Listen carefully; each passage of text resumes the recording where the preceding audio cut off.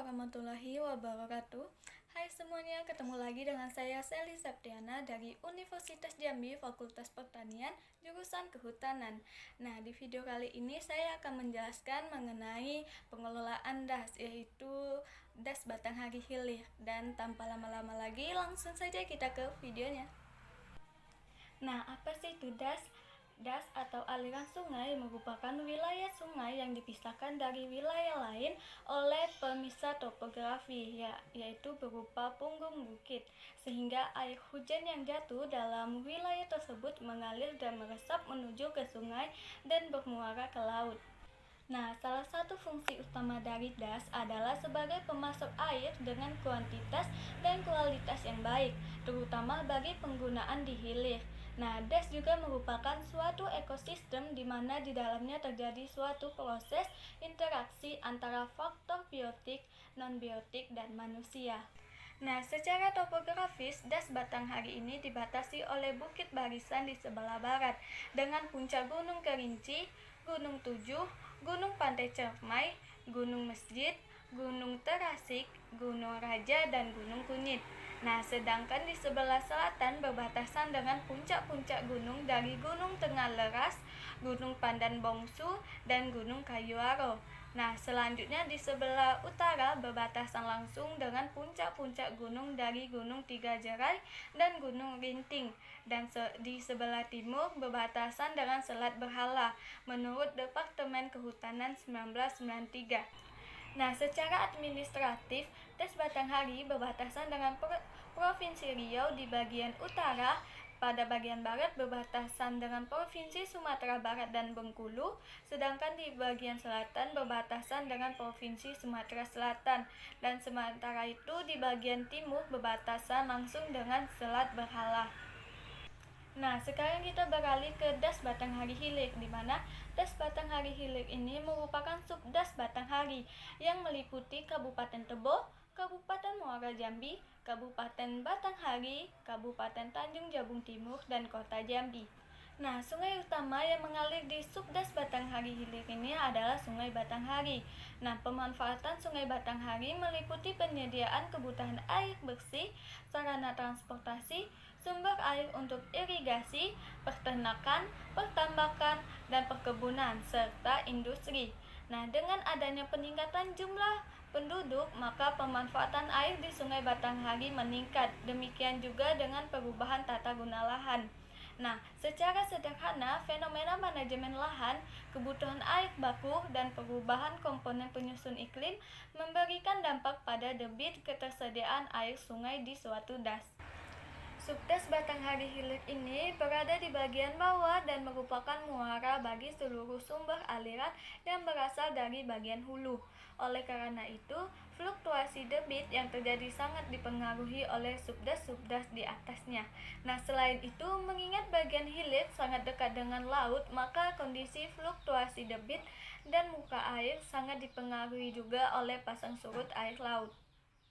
Nah, berdasarkan hasil layout pada peta administrasi Subdas Batanghari Hilir menunjukkan bahwa luas Subdas Batanghari Hilir sebesar 1.036.432 hektar dengan kemiringan lereng di Subdas Batanghari Hilir didominasi oleh kemiringan 8-15% dan kemiringan 0-8%. Nah, dapat dikatakan topografi Subdas Batanghari Hilir ini cukup landai. Nah, kemiringan ini mempengaruhi laju aliran air dari punggung bukit menuju lembah. Nah, semakin curam topografi, maka air yang mengalir akan semakin cepat. Nah, sekarang kita masuk ke ciri-ciri DAS bagian hilir, di mana ciri-ciri DAS bagian hilir yang pertama yaitu sebagai daerah pemanfaatan air, yang kedua yaitu zona sedimentasi, ketiga kerapatan drainasenya kecil, keempat kemiringan lereng kecil sampai sangat kecil, yaitu kecil dari 8%, dan yang kelima beberapa tempat merupakan daerah banjir atau daerah genangan. Nah, yang keenam pengaturan pemakaian air ditentukan oleh bangunan irigasi. Nah, yang ketujuh jenis vegetasi umum. Jenis vegetasi umumnya tanaman pertanian kecuali daerah estuaria yang didominasi oleh hutan bakau. Nah, yang kedelapan yaitu pola penggerusan tubuh sungai berbentuk huruf U. Nah, apa saja sih kegiatan masyarakat di sekitar Subdas Batanghari Hilir? Nah, di dalam wilayah administrasi Subdas Batanghari Hilir ini, banyak masyarakat memanfaatkan das sebagai sumber pendapatan utama maupun sampingan. Contohnya nelayan yang mencari ikan di sekitaran wilayah Subdas Batanghari Hilir dan petani sawah yang memanfaatkan air Subdas Batanghari Hilir sebagai pemasok air dengan debit tertentu untuk mengaliri areal persawahannya. Nah, penggunaan jasa lingkungan masih juga dilakukan masyarakat sekitar Subdas Batanghari Hilir, seperti penyediaan transportasi penyeberangan yang masih sering dipilih masyarakat sebagai alternatif untuk menyeberangi sungai. Contohnya di daerah Kota Jambi, tepatnya di dekat Monumen Gentala Arasi. Dapat kita lihat masih banyak masyarakat yang menjual jasa penyeberangan air untuk melakukan transaksi ataupun hanya sekadar hiburan pengunjung. Nah, apa saja sih fenomena-fenomena yang ada di Subdas Batanghari Hilir?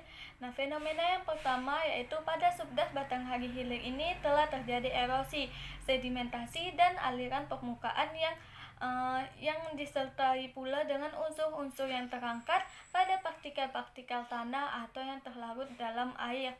Nah, penyebab terjadinya erosi dikarenakan adanya konversi hutan menjadi kebun kelapa sawit dari tahun 1990 sampai 2010 di Das Batanghari yang sebesar 54.225 hektar yang ditanami pada lahan topografi bergelombang yang dimana tidak diiringi dengan teknik konservasi tanah dan air menurut Ramadan 2016. Nah, fenomena yang kedua yaitu pernah terjadi banjir musiman, di mana akibat rutinnya banjir Sungai Batanghari yang terjadi setiap tahun, maka penduduk lokal khususnya di bagian hilir beradaptasi dengan membuat rumah panggung. Akibat terjadinya banjir musiman itu, maka sawah-sawah hanya bisa ditanami setahun sekali, yaitu pada musim kemarau. Nah, fenomena yang ketiga yaitu pernah terjadi pencemaran di mana air Sungai Batanghari menjadi tidak berkualitas yang mengakibatkan anak-anak mengeluh gatal-gatal yang cukup ekstrim sebab disertai dengan nanah yang disebabkan oleh limbah perusahaan dan zat kimia untuk menangkap ikan, di mana ketika musim hujan limbah akan mudah mengalir ke sungai yang disebabkan oleh aliran air hujan yang sangat deras.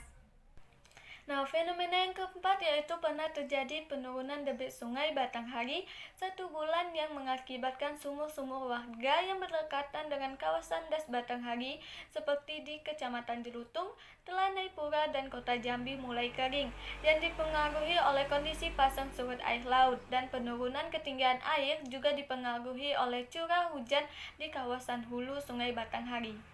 Nah, fenomena selanjutnya yaitu adanya aktivitas pertambangan dan kegiatan pengusahaan atau eksploitasi hutan yang dilakukan secara mekanis sepanjang aliran sungai.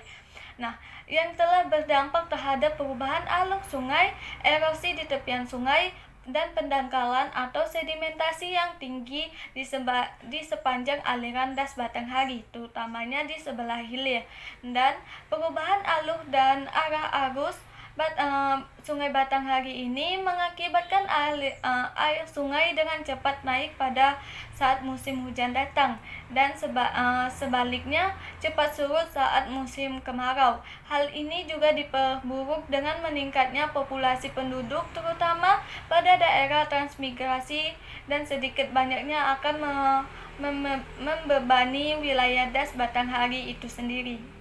Nah, itulah tadi penjelasan dari saya mengenai pengelolaan pada Subdas Batanghari Hilir, dan sekian dari saya. Wassalamualaikum warahmatullahi wabarakatuh. Sampai jumpa.